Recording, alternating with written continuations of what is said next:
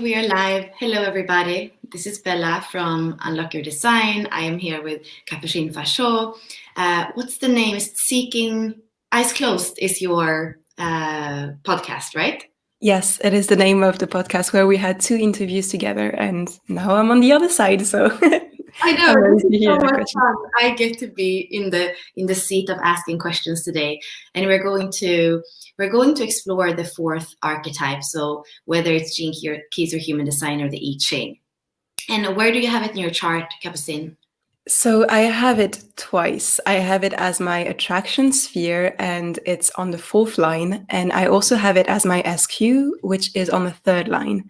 So I'm ready to talk about this and do some shadow integration because it's difficult spheres. So let's go. Oh wow! And that's so.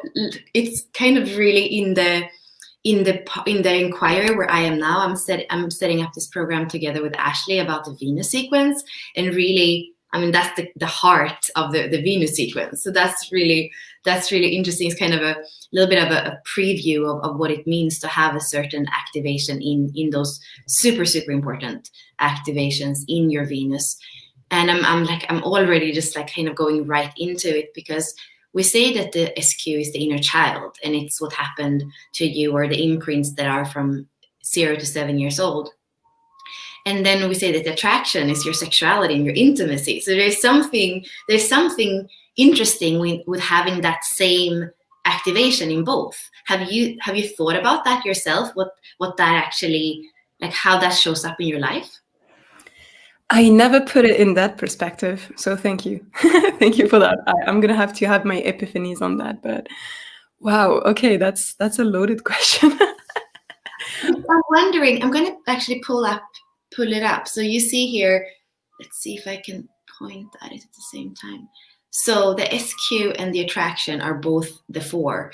And I'm wondering if it could be that even in your intimacy and even in what you're attracting in a relationship, there's a sweetness to it. There's like, I don't know, I feel like maybe the SQ is spilling over somehow. And that it comes and since the 3rd line in your SQ is about playfulness and pleasure and adventure, maybe you're bringing part of that in your attractor field, and that's part of also maybe it has to do if the inner child is happy. Often what I feel is like if the inner child is happy, then we can gain more stability, and we can, like we were saying in your last podcast, we can add Saturn, and it kind of becomes Venus and Saturn together. In your case, maybe it goes down to the attraction. Maybe we get some hints on it at the end of today. I'm sure it's sweet when it's the gift level, but not the shadow. Right. Because it's a difficult gene key. So let's go. So what do you feel has been the biggest challenge for you with this 4th gene key? And maybe we should just say it goes from intolerance to understanding to forgiveness. That's the frequency band in the gene keys. Yeah, and what's difficult to me is the fact that I attract a lot of people. Like it's the attraction sphere where this has not been yet resolved. So I guess my society and my surroundings is, the mix between the shadow and the understanding and, the city at the end. But what is scary is the fact that this doesn't yet really exist in society. I don't see understanding being portrayed in the way that Richard Rudd talks about understanding. So we're at this level, even with 2020, where we're starting to, go out of the intolerance and speak about intolerance in such ways that we cannot escape from it. But yeah, it's difficult because I, of course, have that as well within me. So becoming conscious, becoming aware has led me to see my true shadows, my true core, where I'm sometimes intolerant with my own self or with others. So I'm doing my best to get out of the cycles of this gene key that it's in the ajna. So it's really like the motions of understanding what comes to me and then creating new templates for the energy to be distilled. And it just happens to look like intolerance or tolerance or understanding or trying to grasp what forgiveness is like. And it's not easy. I'm still young as well, so I'm doing my best to see the shadows and have compassion and Yeah. forgiveness for myself.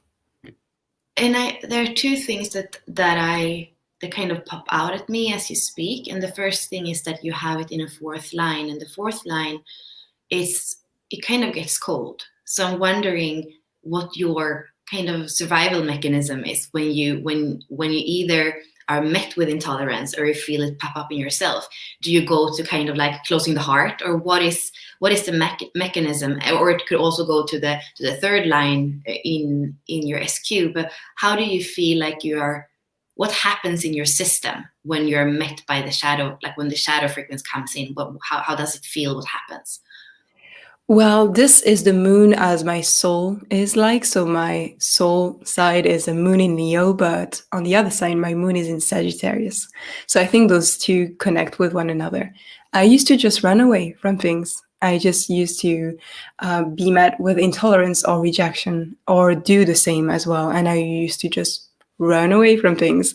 And now I'm trying to stay open and to not close and not to be, the two shadows are either apathy, like being apathetic, and the other one is nihilism, right? It's like being centered on you. I might be mistaken. I don't remember what is the. Inside the line companion, it's possible. I don't know. I don't know all the words in the line companion, but the apathy is what I often think about for the third line, because in the EQ is apathy we have for that. And then I guess that the fourth line, I was reading something like a big PDF that I hadn't seen before. I thought I had seen everything in human design, but I found this PDF on the lines. And it was amazing, and it was speaking about the fourth line as corrupted, and that's true. I mean, we are speaking about it as a politician in the gene keys, and I can see how it can be very fixed, and that fixedness can probably has to do with its own. Because it's supposed to be transpersonal, but in shadow it might be corrupt, and that, especially when the heart is closed. So that makes sense. And the other thing is the thing that popped out at me when I look at your gene keys is that you're a 5-1. So we say that fifth line, that's where you have your biggest challenge. So what it would be in the gene keys, we say breaking out of misunderstandings and conflict by using your vulnerability as strength. And the fifth line has to do with guilt and blame, and in those conflicts and misunderstandings, right? And I'm wondering, because for me, the fourth gene key that goes from intolerance to forgiveness is so similar, like for me, like the fifth line, especially the fifth line core wound. So there's something I'm wondering, if you are, because your life's work is 28, your evolution is 27, I'm kind of wondering if there are risks that you haven't taken or have taken that have put you in those situations where, where there is something happens and it becomes hard to forgive. There is like a conflict that almost, it feels like with your Scorpio sun, with your life's work, that you would kind of run into those situations and you would risk it, and you have to risk it in order to learn about forgiveness or something. You have to go into those conflicts or these misunderstandings in order to care enough in your evolution to actually open up and say, it doesn't matter, I'm going to still live with an open heart. I don't know. Like, I would like to hear about that. Yeah, I've run through the fire so many times, and the way you've said it makes me feel better about the experiences themselves. But it's been very difficult. But what helps me is I never wanted to guilt or blame people. So I try to not do this. I mean, at least this year, what I can see is that there's some evolution happening within my own system where I can catch myself out of that and have my moral standards be like, no, don't do those things, because that comes from the ego or the mind, or even the fourth gene key of, trying to find a logic that responds to other people's logic and maybe be intolerant towards their logic. So I just stay with an open heart and I just say, you've hurt me, or no, not even that. What I've been doing is just like, I'm just brokenhearted right now.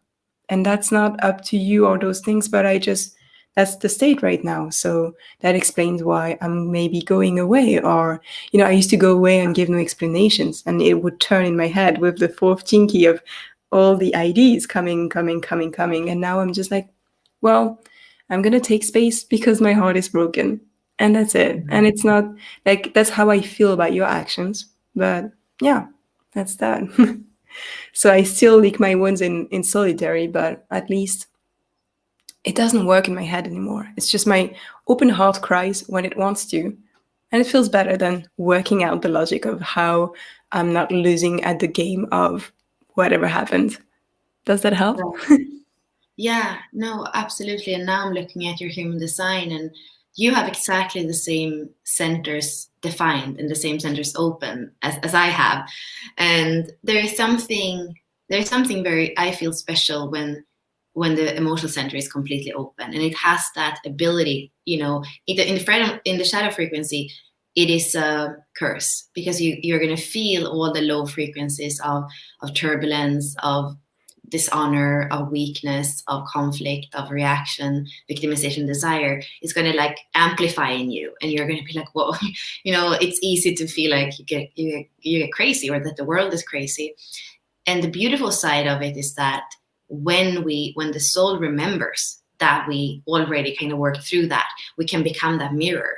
And then, that I feel like what you just said is one of those. It's not about blaming.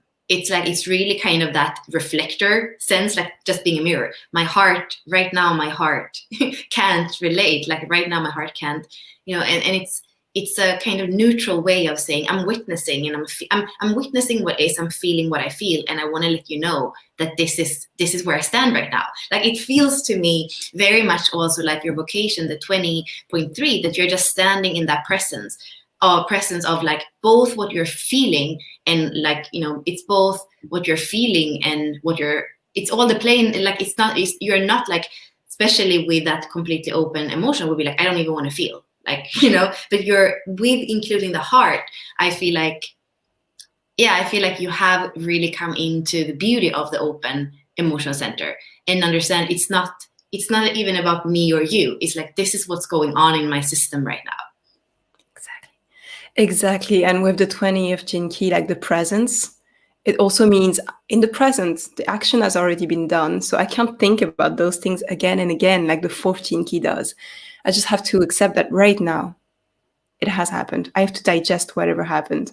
So coming back to the present instead of in the past, because the 4th Jin Ki is a lot about, finding the logic and like just making up those arguments. And one of the things that Richard Rudd said, and it really helped me, was just like any kind of logic can be counteracted with any kind of other argument. Like, logic is logic. That's the way it is. It will always be, maybe scintillating or like bubbling. But once you get down into your heart and you understand, like you just truly like accept and understand, that's when you're freed. And yeah, it feels good to be freed. Yeah. And there's another thing that I'm wondering, connected to this open emotional center. So if we look around the emotional center, we see that the only, I've looked right, but like it looks like the only gate that is meeting it, like it's white everywhere. It's like white in the whole channels from that emotional center, and the only hanging gate that is meeting it is the 19. So if you would have the 49, then you would make up that channel, and the 19 is your purpose, and you also have it in your it's your Saturn on the personality side. There is something that could, in human design mechanics, we could think that that's kind of where the gap is going to be bridged. So that would kind of make us think that the 49 in the low frequency, like people's reactions, it kind of goes together with that thing, you being a fifth line, and the fourth that has intolerance, that the 49 would kind of be the preferred or the easiest way to bridge in. I don't even know, but I'm wondering, do you feel like that's connected? Do you feel like the emotion that you most often feel or think is there with other people, is it some kind of reaction? or what would you say? What's the emotion? What's the distorted emotion in others that you have had to deal with the most, if you would have to say? Well, if I could go back to just like my own distorted emotions, with the 19th, it's all about transcendence and like just leaving out my own individuality. So that's kind of what I have to do. I have to leave out my ego in order to transcend whatever happened with other people, which is very difficult because my ego fights. And no matter how we talked about the emotional center not being, defined, and we mentioned the fact that I can go into my heart and all those things, the shadow weather, let's say, is still going to come to me and try to distract me. So whatever happens with people, I'm still going to have the opened shadow frequency of the emotional center coming at me. And then it's about me having my own practice, being conscious enough to be like, okay, 10 minutes and then we're done. And then we're going to move to something else. Like 10 minutes of all the riling, like my ego, you hurt me, you. And then that's it. Then I can go back to people and try to make them understand, try to make them understand how, my value, my worth, which is difficult. But yeah, I don't know. And you talked about the 49th, and I think it's the programming partner of the 14 key as well.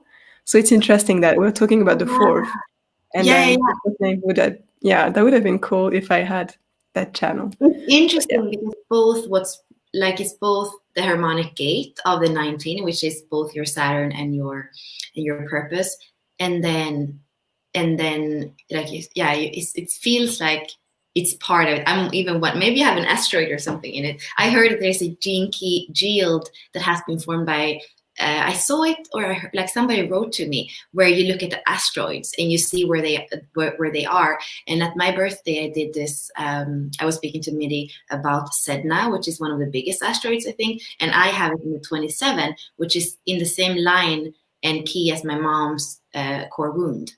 And also that would bridge my 50, which is my Pluto and my only first line. So there is something where I feel like there are things we don't know as well, because we're only looking at those planets that we know, but probably there are other things in the charts. Yeah, and Uranus is in the 27th right now. I mean, these years right now, it's moving in and out of the 27th. So Oh yeah, yeah, wow. That's mostly why my mom has like an accentuated. She's like going through an accentuated, like I feel like periods of like. I feel like it's like triggering the core wound. So maybe it was an opening for the core wound. I didn't think of that. But I want to go back to your 19, and because although we are speaking about the 4, I feel like there is something in you, in your sweetness, in who you are, in the sensitivity of the 19. And it feels like for you, it has a lot to do with your stability, because it is the design earth. So it is your grounding. It's the purpose is the reason why the soul came in. And it's also how you're grounded into your physicality. And then Saturn is kind of like, that's also has to do with stability. It's kind of, the rules, or the father that tells you how you have to, or that punishes you if you don't live your design. So how are you relating to that 19 that is in a first line? And does it have to do that? Does it have to do with being in solitude? How do you ground into that 19? Well, I'm about to have my Saturn return as well. I'm 27 right now, so it's about it's happening soon. I don't think I'm sweet, like people tell me that, but in my mind it's sometimes conflictual. There's a lot of things happening, but I never try to let it come out of my skin. So I always, I guess, because Saturn is there, it's having really strong morals and ethics about what I allow myself to, input on others. Something in French in the Constitution is like, your freedom ends where the freedom of others is being hurt or like impeded upon. So that's something that really stuck with me. So I can be me, I can be sweet, I can be free, I can make jokes, but the minute it touches what I consider as, other people's lives and rights, I stop myself, which also means that sometimes I get impeded upon because I don't have the intimidating version of me that doesn't allow people to cross the boundaries. So I'm learning this. And I'm guessing that my Saturn return, being in the 6th house as well, is going to make me end all those conflicts so that it never happens again in my external life. So it's not easy, but, I'm just trying to be super honest. And yeah, I love this 19th Chinky. I truly love it. And I never saw that my Saturn was there. So thank you. I'm gonna, yeah, And just so this relate is to it more. interesting, what you just said. Would you say that your sweetness is not really you? Or like it's just a personality? Or would you say you have a sweet side and you have another side and it's like they are kind of playing together? I definitely think I am sweet, or people consider it sweet, but to me, I could be sweeter. I guess that's where we were going with Saturn. Yeah, I don't know. I do my It's best funny to be because kind to I others. kind of relate to that too, because I often get, that I have a kind of sweetness to me too, and I have a fourth line SQ and, my life's work and my vocation. And it's like, yeah, I know that I have a sweetness, but I also have a part of me that is like that. I have the 28, like you have in your life's work. That is my pearl, but in a third line. So I have a lot of that. And it's also my moon in the 6th line.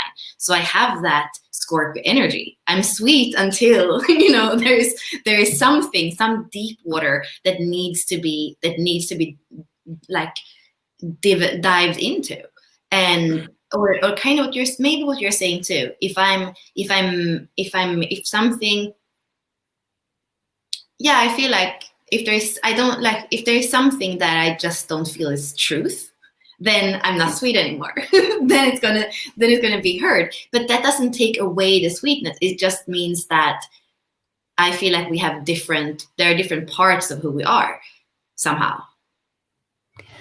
Okay, so now I get you. I totally get you. And with the Scorpio like archetype thing, I observe people and I'm the kindest. Like I give you my all. Like who I am, you have access to me, but I still observe you. And if something transgresses what is morally again like right, then I just cannot be myself with you.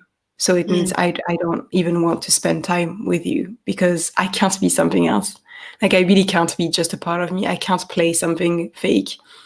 If you don't have the same values, then you don't have me in your life. That's how it works. So I guess that's the hard, non-sweet version of me. But it's just how it is. I can't be fake nice or all those things. So that's the 28th, I guess. Yeah, and I feel like it's part of the 5-1 too. It's so interesting because I have so many 5-1s in my life. I have Ashley, who I work with, and like my mom is a 5-1. There's so many 5-1s in my life. And I do feel like it's a little bit like a tricky profile. But somehow, I don't even know. It's like I like dogs and I like wolves more than dogs because I know that they are kind of a little bit dangerous. I don't even know. There's something with 5-1s where you're very powerful, and I like the power of that. And also my 6th line, I feel like I get you. I feel like the 5th line and the 6th line, we do appreciate each other's intelligence, and we know that we can kind of play on that observer plane that you're speaking about, that we can see for what it is. And then the heretic kind of says like kind of that's not good enough for me, and it steps away in its own truth. And maybe the 6th line kind of like more quietly judges and thinks like, oh, I'm past that. But it might still kind of, be there. So there is something, yeah, I like the 5-1 that has like, that's not afraid to cut the cords when it's not your truth, because it's not worth it. And then you don't have, like, there's no fear of missing out in the 5th line is what I often feel. Like for you, there's no, like when you cut the thing, you don't even look back in a way because it's not my truth. So why would I even be sorry? Whereas the 4th line can still be like, oh, my heart breaks. Why did this have to cut? But the 5th line doesn't do that. The 5th line is much more stable in its own truth somehow. You're totally right. And I truly feel like that as well. It's like I'm observing, I'm making research. I have a lot of 5-1 in my life as well.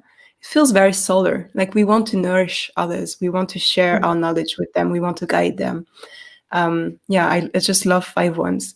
But yeah, we move on. Like we go to another research, we go to other topics, to other themes.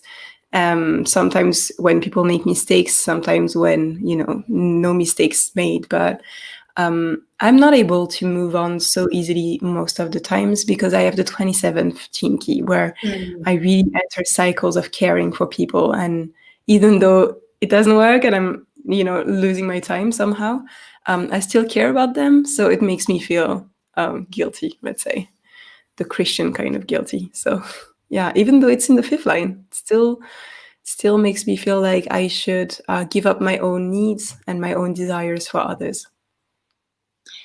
Yeah, and I wonder, because that's the fifth line. If we think about it in the purpose sphere, for example, it is the victim. It becomes the victim of its own not filling its own cup first, for example. And the pod mind, like, yeah, I can understand that the 27 could be a bit of like an issue in your life, because that's what Richard is saying. The evolution is really that. It's the evolution point. That's the thing that you're kind of here to master in order to break the veil into your truth and to be grounded into that first line in your 33, which is like your revelation, and the 19, which is probably knowing your own individual needs, because the first line is individual. And if you don't need your own needs, if you don't know what your own needs are, you could be somehow in relationships that are where you're the savior or that are codependent. So I really feel how that 27 and the 19 could like reinforce each other in a positive way, or kind of, you know, both they wouldn't allow you to be here grounded in for your own sake. And then that would create so many problems in your relationships. With, if you're not here for your own sake, if you're not here being your vulnerable you that can see yourself, your own needs first, well, then you're going to kind of forget why you came in the 33, and you're not going to be grounded in your 19, and that will create all these things in relationships where there's intolerance, where you kind of have to not completely be open in your heart. And then people might even, that's the hardest thing, I think. You would sacrifice your life for others, but you would still have other people telling you that you're not doing it right, that you are, you know, with that third line vocation. So it's kind of, it's a very sad story if you fall into the lower frequencies of the 27 and the 19, and then still people wouldn't be happy with you. And then it would feel very purposeless in your life's work. So I can see the whole, you know, I can see the whole circuit that can happen if you get stuck in that challenge. Yeah. Well, luckily we have the gifts, frequency, and, and then the CD maybe. But yeah, luckily we have this. I definitely had those situations happen. So I always, and maybe that's the Saturn being on the 19th, but I definitely feel like I'm a bad person. Like I have felt like that. Maybe it's the Christian, you know, education as well, but I do judge myself a lot. So I am intolerant with myself. So even in those situations where I was doing my best, I would judge myself and be like, you're a bad person, which is something I'm working through, and I've been talking about it. And, you know, I'm doing my best to be like, I'm not a bad person. Like, to whose criterias are you a bad person? But, you know, it's Saturn So being what there. would be the reasons that you would say that you're a bad person? Or what would be, like, what would you judge yourself for? Like, if you would make an example. Well, maybe because the emotional center is non-defined, I will just receive other people's energies towards me and then trust it as my own, maybe the truth or my own judgment. So that's one of the things.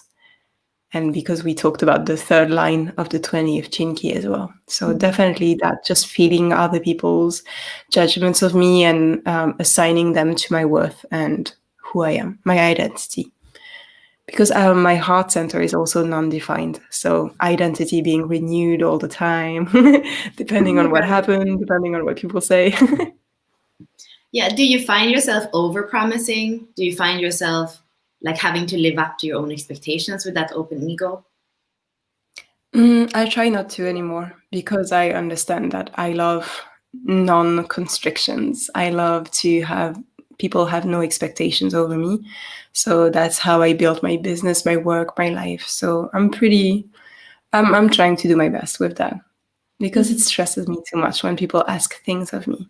So Right. I'm here, and when I'm here, I'll give you my all, but then I'm out, and I'll come back whenever I feel like it. So I'm trying to really choose people that understand that and be really open with that, and see how it goes.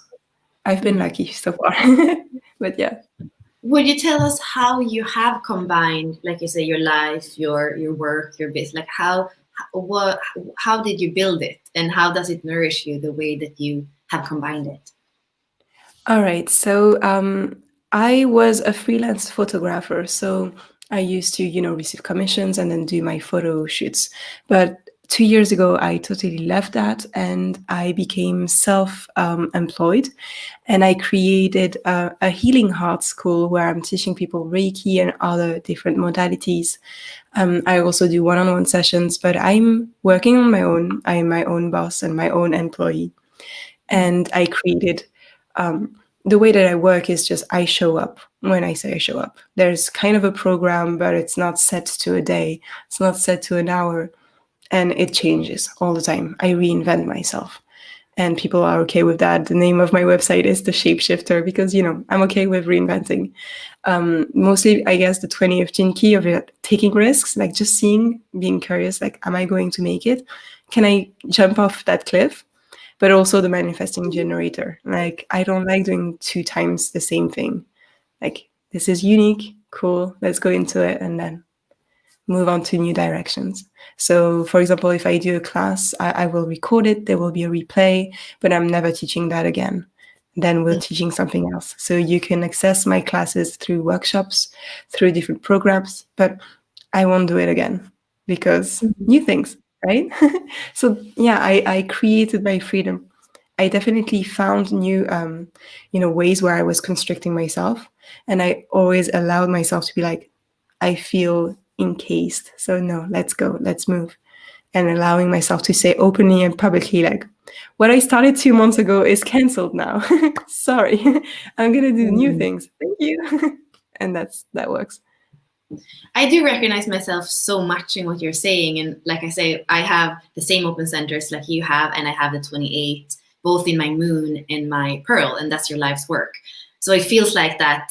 It feels like in order to have purpose, we need to reinvent and we need to be able to go deep and go wide and to not have that box that's constricting. And I feel like probably this your MG, because I'm a pure generator, that makes you also, I have a problem with just like stopping things. I kind of hang on because the generator, I hang on until I kind of, fulfilled my thing with that. But I can see for the MG that you are correct in your design when you say, okay, no, there's no energy for this anymore. It's canceled. Yeah. So, And and that's tell us what a bit human design more taught me. about, sorry. Okay. No, I no, go want to ahead. say that's what human design taught me. Like, if I didn't know this from human design, I would still hold myself in shame Yeah. about my ways of doing things. And because human design is here and because Gene Keys is here, I've been allowed to just be like, okay, well, that's just how I work. So, yeah. And I love that Karen, she's in the inner circle membership with me and Ashley, and she's saying Capucine's business building journey is a modern feminine business model that is so inspiring, especially for MGs. I love that. Yes, that's exactly how I would say it. So tell us a little bit about what it is, because I've been on your podcast twice. So what happened after you left the photograph 2 years ago? What has your journey been since then, and what is it that you're sharing with the world? Well, I share mostly my message is we have to care about a lot of different things. We think that we have just, the way the reality works in the 3D, but there's way much more. We have deeper healing to be, to do. We have to care about one another. We have to care about our own auric layers. So the message is please just stop and listen. Stop, listen, witness, grow and grow and grow. And also a message of compassion, like stop the judgment and then look at those things with another perspective, because what you blame yourself for is actually just you being hurt. So can you listen? Can you bring your inner child some love?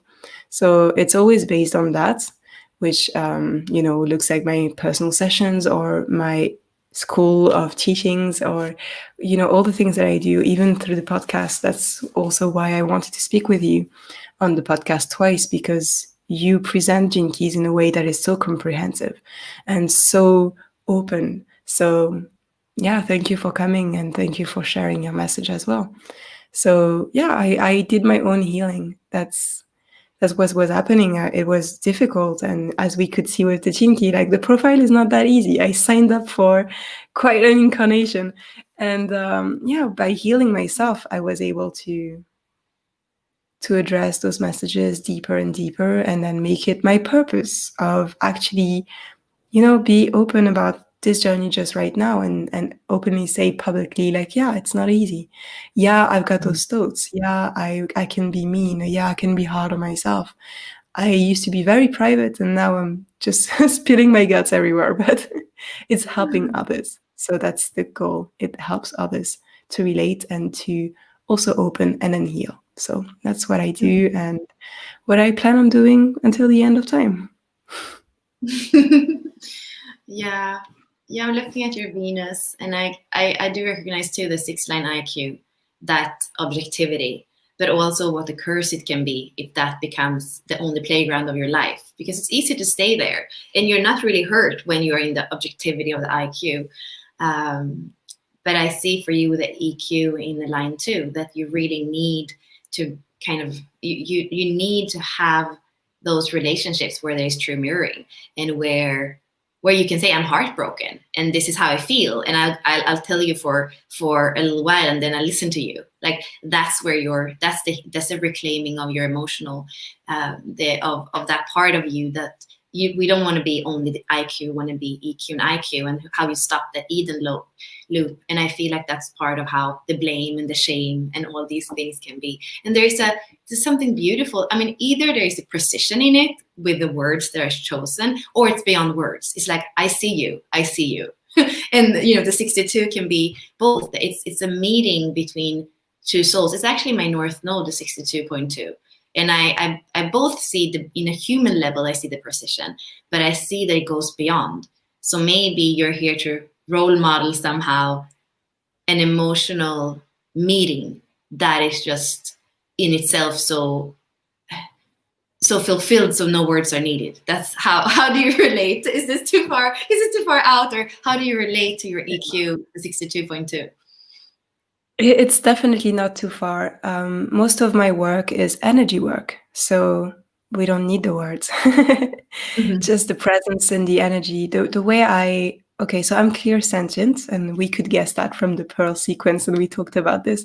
But I'm clear sentient, so I feel in my body. So when I work with people, I feel their energy in my body. So it's mostly like I just wrap myself around them, and then I'm able to feel the organs and then move the energy. And then I just want to be warmth. I want to be embraced. I want to be a very deep gaze into your eyes, and that sees all your depth and says, you're okay.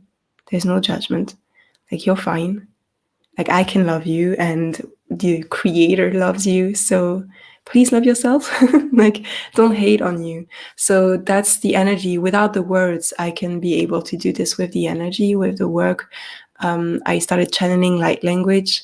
And right now I'm able to do the words, to speak light language with the words. But for most of the time, my specialty is with my hands. So it's like hands motion.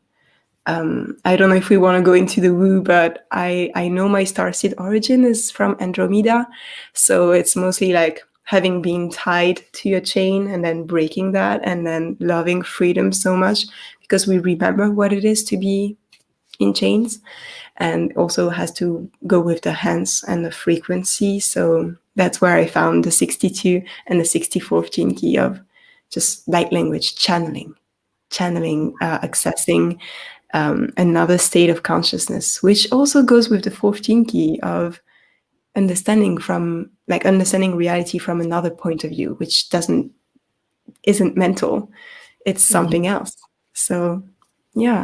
And I love how it looks in the geometry, because in the EQ, both if we say your soul is your childhood, like I often say that the soul comes in the vocation, and then the first 21st years in the SQ, the EQ, and the IQ, it goes through experiences so that it remembers what it decided to come here, so that the human being remember what it's here to learn, or the soul comes in and the baby's clean, and it has to have things to work with. So that's why everything that happens in the first 21 years can help us to start on that journey of reclaiming more parts of the soul and what the soul decided in the core wound to work with.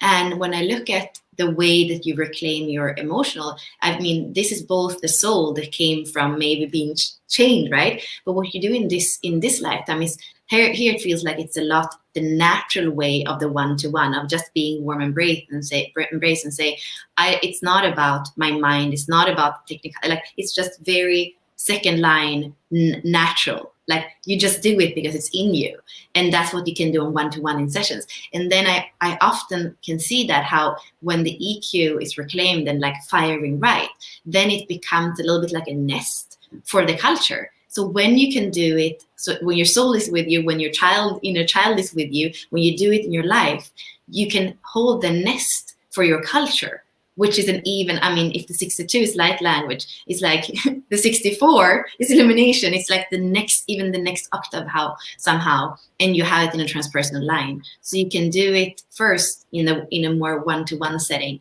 and then it just holds for the 64.4, which is what you do in the world, which is something that touches many people through your network. So it's like, I love the geometry of your EQ and your culture. Yeah, it definitely is when I started doing this more openly that I met my own network, that I met my own soul family, my people. And it feels amazing. Thank you to everyone. But yeah, it definitely is through one-on-one meeting different people and then creating that network. So thank you. And it's your only second line in the gene keys. So that could be, your EQ could have been a hard place, because it could be the soul coming in from another solar system saying, no, this is not the right place for me, and I don't feel natural here. And I don't think humans know what true mirroring is, what true understanding is, what true presence is. I'm out of here, or I'm just gonna stay on my 9-6, my pedestal in my mind, and kind of be in inertia about even really dipping my toe into this reality. But that would be no purpose. Like your Scorpio would never swim it would just stay at the surface, in both the surface of the vocation, the 20 and the surface of the 28, and that wouldn't be fun. Yeah, and the first time I channeled those emotions, this light language, I just felt so expressed for the first time. I think it relates to the 60-second, but to be like, I always try to use words and I always feel like the message doesn't really come through. But when I started using those, I felt finally that I had expressed myself, even though it was a whole new language. And then emotional release happened and I just cried. And technically I was alone, but I'm sure my guide was here or something, but yeah. And how did it start? Because how would you even start to think that, where did you realize that there was a message in those movements that came through you? Well, I was in Greece in April 2019, and I felt a being next to me, and I usually feel beings, but they always feel external, like another texture, because I'm clear-sentient. They feel from other countries, planet, whatever. And this one felt like a brother to me, like really like blood tight. I felt like, oh, wow. And he told me like, I'm Andromedan. He was invisible. Of course, we're talking about that kind of being. And he was like, okay, I'm Andromedan. Please, you should be recording yourself doing motions with your hands. And I was like, okay, sure, cool. But because I felt so tight, I was like, maybe it means I'm from Andromeda. And only months later, I was like, well, maybe I should try, recording those motions. And that's when I tried that. My hands took over and I don't know what I'm doing. I'm not telling my hands to do something. And then it happened. So now I use it in my sessions. It feels also like surgery, like an advanced Reiki of like I know where things are in a very precise way. So yeah, it helps to move the healing forward, and yeah, it's beautiful. Do you feel like it's, I don't know, I get the word like sigil. Like I almost feel like it's an activation when somebody can see you do it. It feels like you're kind of painting a sigil that becomes like an energy imprint that stays with you, and it feels like it's supporting you in your soul's expression somehow. There's a bit of it, and there's also a part where it feels like I'm emitting Wi-Fi or like any kind of frequency. It feels like making waves with my heart, and I sculpt it. So I change the frequency of my heart to be exactly what the person receiving needs. That's how it feels like. Mm-hmm. Like a dolphin emitting the sonar or something. It feels good. And do you need the person there in person, or do you also do these things now with COVID and all this? Do you also do them on screen with people? Yeah, I do it on screen. I'm available like through all the time zones and countries and on screen because I've been moving around a lot and I like my freedom, so I don't have a set place where I meet people, and it really works online. So no problems, whether you're on a screen or face to face, it's the same healing happens. I know, Capucine, first time we spoke, I was at my desk in Sweden. Next time we spoke, I was sitting like in a hut kind of thing with like some weird music in Thailand. And now I'm in Miami. It's like, it doesn't matter. We can still be in contact. I love this. I can't wait to see where you'll be next. Yeah, like we were saying before, I'm learning to also maybe not do always the grid work, because I think sometimes too I've been focused on, you're 27 and this thing about what we do for the world, what we do for others. For me to kind of just be in one place, I feel like, yeah, it's something that I wouldn't have chosen, but that is good for me to just feel. And I saw that you have the 2838 too. So sometimes I feel like we, the channel of struggle, sometimes it's good to kind of completely stop and really ask, okay, what are the fights that I'm fighting, or what are the races that I'm running in, and just reset somehow. There, I think that's part of it. Like, how do we reset? And you having the 46 as your pearl, that's my EQ. It's also wondering, where's your ecstasy? Where's your bliss? And the bliss can often be, I feel like sometimes when I close my eyes and do nothing, that's when I feel the most bliss. But when you're running around all the time, those opportunities are more rare than when you're in one place. And it's so easy to actually just have it where you are with you all the time. Yeah, but the 20th is still going to make us want to take risks and move around, I guess. Which I love. I love that. I love the 20th. It's a great one. It's a great motivation to be like, I could do anything and everything, but what's challenging? So it helps you to narrow and then go towards the next step. But yeah, it could be challenging to stay in one place. Sorry. Yeah, no, and there is something when we have both the 38 and the 28, because sometimes I feel like the 38 can kind of go in a loop of just being in that struggle. And with the 28, especially when we have it in a sphere that is central, it always knocks on the door and asks us like, where's the purpose? Where's the purpose? It's like Scorpio needs the purpose, otherwise it can't feel, it can't. So there is something really, when the 28 is driving it, I feel like the 38 is not so dangerous. The 38 becomes the light warrior that follows the 28 somehow. So it's good that it's activated then. Thank you.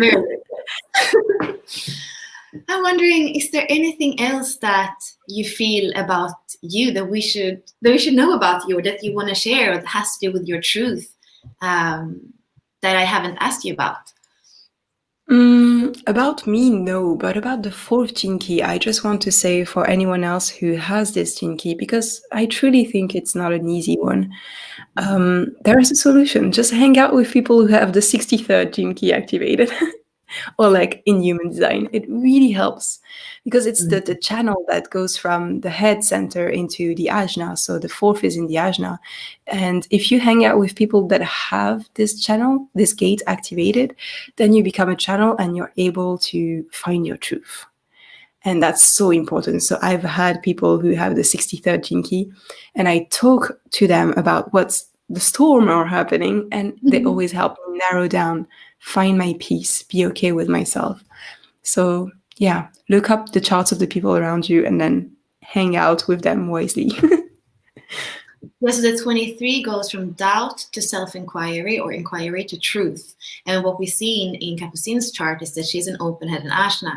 So when she meets somebody who has the 63, she get a defined head in Ashna. And then it feels like the process is so much more streamlined. And that storm can kind of calm down and come to clarity. So yeah, that makes so much sense. Thank you. Thank you. Yeah, I mean, I could speak to you forever, or I would actually, like, if I would stay more with you, I would love to. Would you be open to do a little closing with like a hand message for us? I don't know. I actually wanted to offer. Yeah, I wanted to offer this. So yes. All right. So let's just, everyone can just become your breath. Just truly become your breath. So you can just think about only one thing, the inhale and the exhale. And you can open your eyes or you can close your eyes. No matter what happens, the frequency is still going to come to you if you consent to it. And if you don't consent, you can just put your hands, you can cross your arms. And if you consent, you can just say, I accept whatever will be given right now. And you can say that out loud.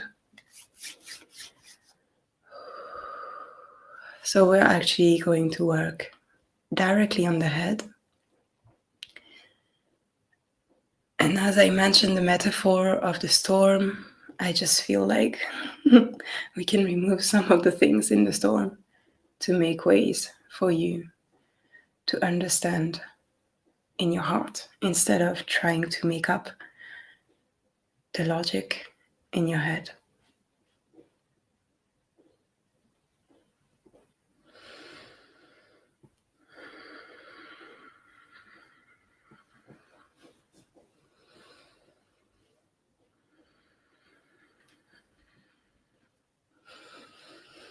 And continue to breathe fully.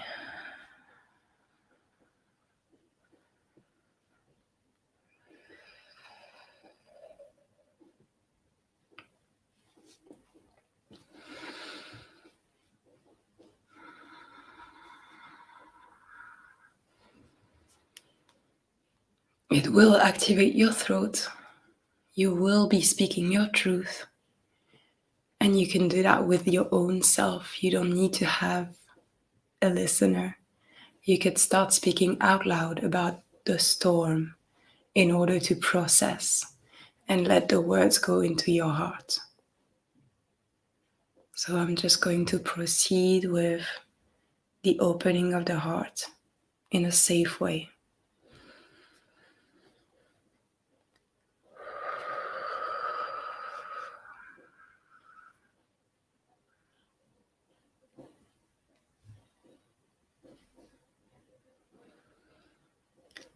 Thank you so much.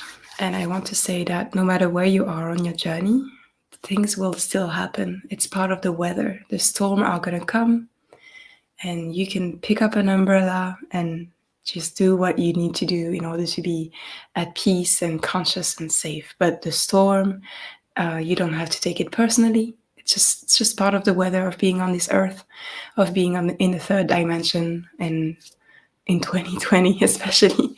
So thank you so much. Thank you, Bella. Thank you. Thank you, everybody who's watching. Bye.